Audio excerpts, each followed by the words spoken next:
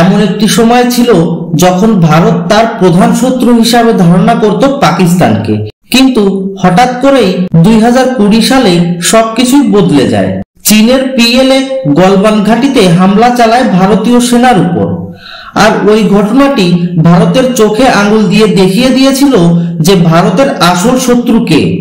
এবং তখন থেকেই ভারত চীনকে সামনে রেখে নিজের সামরিক শক্তি বাড়াতে শুরু করে। আর মাত্র 5 বছরের ভিতর অবস্থা এমন বদলেছে যে ভারতের ডিফেন্স সেক্টরে প্রতি সপ্তাহে কোনো না কোনো নতুন আপডেট এসেই চলেছে। ভারতের এই সামরিক শক্তির লাগাতার বৃদ্ধি যে চীনের দুশ্চিন্তাকে বাড়িয়ে তুলেছে সেটা আন্দাজ করাটা খুব বেশি কষ্টসাধ্য নয়। কিন্তু এমনটি নয় যে চীন ভারতের সব অস্ত্রকে ভয় পায়। প্রতিরক্ষা বিশেষজ্ঞদের মতে চীন সবথেকে বেশি ভয় পায় ভারতের নিউক্লিয়ার সাবমেরিন ও K5 মিসাইলের জুটিকে। আর ভারতীয় নৌসেনার এই ভয়ানক জুটির মতো আরো এক জুটি ডিআরডিও দিতে চলেছে ভারতের সেনাবাহিনীর হাতে। কি সেই জুটি? কেন এই অস্ত্রের জুটি চীনের রাতের ঘুম কেড়ে নেওয়ার শক্তি রাখে? এই বিষয়ের উপরেই আজকের এই ভিডিওটি শুরু করার আগে একটাই অনুরোধ, চ্যানেলটি সাবস্ক্রাইব করে বেল আইকনটি প্রেস করবেন যাতে এই ধরনের ইনফরমেশন দ্রুত আপনাদের কাছে পৌঁছে যায়। তো চলুন শুরু করি। প্রথমে স্ক্রিনে মিডিয়া রিপোর্টটি দেখুন। অগ্নি প্রাইম মিসাইলকে এখন ট্রেনের বগি থেকে লঞ্চ করা হবে, আর এই লক্ষ্যে ভারতের ডিআরডিও অলরেডি কাজে লেগে আছে। যেহেতু অগ্নি প্রাইমের রেঞ্জ মাত্র 1 থেকে 2000 কিলোমিটার, তাই স্বাভাবিকভাবেই একটি প্রশ্ন আসে যে অগ্নি 5 বা সূর্য মিসাইলের কথা বাদ দিয়ে কেন অগ্নি প্রাইমের রেল লঞ্চ ভার্সনকে চীনের জন্য এতটা দুশ্চিন্তার কারণ বলা হচ্ছে। তো প্রথমে বলি কিভাবে ভারতের নিউক্লিয়ার সাবমেরিন এবং K5 এর জুটি অলরেডি চীনের জন্য দুশ্চিন্তার কারণ হয়ে দাঁড়িয়েছে। ধরুন চীনের সাথে যদি কখনো ফুল স্কেলে যুদ্ধের মহল তৈরি হয়, তাহলে প্রথমেই চীন তাদের স্যাটেলাইটের মাধ্যমে সব ধরনের ইনফরমেশন সংগ্রহ করা শুরু করবে। লং রেঞ্জের ব্যালিস্টিক মিসাইলগুলো সাইজে খুবই বড় হয়ে থাকে। এগুলোকে কোনো এরিয়াতে ডিপ্লয় করার জন্য মাটির ভিতরে খাঁচা তৈরি করে সেখানে বসানো হয়, অথবা ভারী ট্র্যাক মাউন্টেড মোবাইল লঞ্চারের মাধ্যমে ডিপ্লয় করা হয়। স্যাটেলাইটের মাধ্যমে সহজেই এই লোকেশনকে ট্র্যাক করা সম্ভব।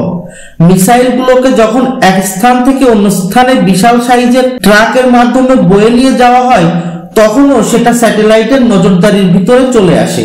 ধরে নিলাম চীন আগেভাগেই একের পর এক হামলা করে ভারতের মাটিতে থাকা সব ধরনের ব্যালিস্টিক মিসাইল লঞ্চ প্যাড ধ্বংস করে দিল। এত কিছু করার পরেও চীনের রাতের ঘুম কেড়ে নেবে ভারতের পরমাণু সাবমেরিন, যা K5 মিসাইল দিয়ে সজ্জিত। কারণ এই পরমাণু সাবমেরিন লাগাতার 3 মাস পর্যন্ত সমুদ্রের তলদেশে ঘোরাঘুরি করতে সক্ষম। কোনো প্রকার স্যাটেলাইট দিয়ে একে ট্র্যাক করা সম্ভব নয়। এই সাবমেরিন চুপিসারে ঢুকে পড়বে দক্ষিণ চীন সাগরে।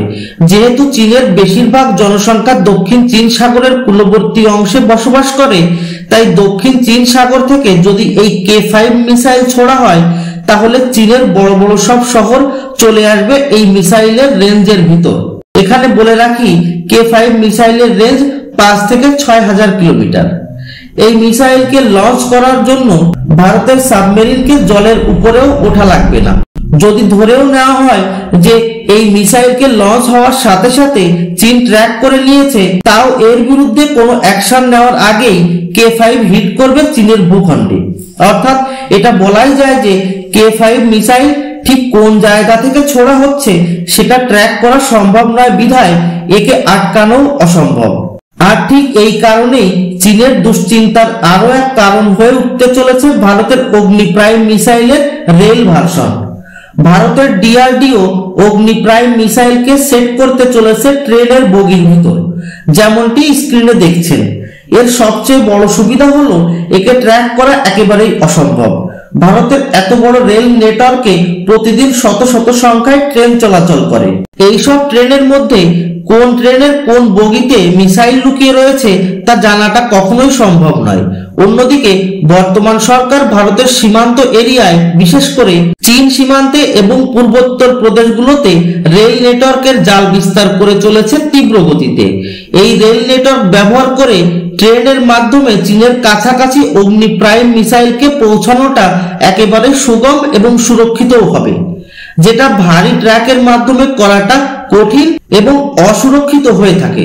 যাই হোক, একবার এই মিসাইল ট্রেনের মাধ্যমে চীন সীমান্তে পৌঁছে গেলে একে লঞ্চ করতে আলাদাভাবে অন্য কোথাও সরানোর প্রয়োজন পড়বে না। শুধুমাত্র একটা বোতাম চাপলেই রেল লাইনে থাকা অবস্থায় বগির উপরের কভার সরে যাবে এবং মিসাইল লঞ্চ হয়ে যাবে। যাই হোক, এখন পর্যন্ত এই রেল মিসাইল লঞ্চার শুধুমাত্র রাশিয়া এবং উত্তর কোরিয়া তৈরি করতে সক্ষম হয়েছে। যদিও এই টেকনোলজি খুব বেশি ক্রিটিক্যাল নয়, তবুও যুদ্ধের সময় চীন এবং চীনের চাকর পাকিস্তানের বিরুদ্ধে এটি খুবই কার্যকরী হতে চলেছে।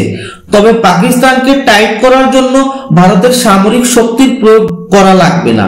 শুধুমাত্র ভারত ডিপ্লোম্যাটিক এবং ইন্টেলিজেন্স মাধ্যম দিয়ে আফগানি তালিবান, টিটিপি ও বিএলএ কে ইশারা দিলেই যথেষ্ট। বাকি থাকে চীন। ভারত চীন সীমান্তে চীনের অংশে কোনো জনবসতি নেই, তাই চীন সীমান্তে কোনো গতিবিধি করলে সেটা ভারতের স্যাটেলাইটে ধরা পড়বে এবং এটা বুঝতে বাকি থাকবে না যে এই গতিবিধি সামরিক গতিবিধির আওতায় পড়ছে।